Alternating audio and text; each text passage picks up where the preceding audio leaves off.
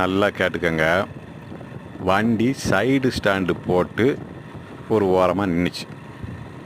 சரி, சும்மா தானே இருக்கோம், வண்டி சும்மா தானே இருக்குது அப்படின்னு வண்டியில் ஏறி உட்காந்து ஸ்டாண்டை எடுத்து விட்டுட்டு வண்டியை ஸ்டார்ட் பண்ணேன். வண்டியை ஸ்டார்ட் பண்ணோடனே டர்ன்னு ஒரு சவுண்டு. வண்டி கிளம்பிட்டு. சரி, எங்கே தான் போகுதுன்னு பார்ப்போம்னு பார்த்தா வடிவேலு கதை ஞாபகம் வந்துருச்சு.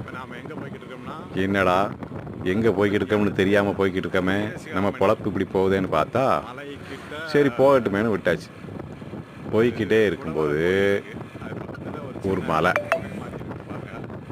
எட்டி தெரிஞ்ச மலை. நானும் போய் பார்க்க போய்கிட்டே இருக்கு. மழை வரும்னு பார்த்தா மழை வரல, நம்ம தான் போய்கிட்டு இருக்கோம். நான் என்ன கதையாக சொல்லுதேன்? செல்லை ஆஃப் பண்ணி வச்சுட்டு போய் வேலையை பாருங்கள்.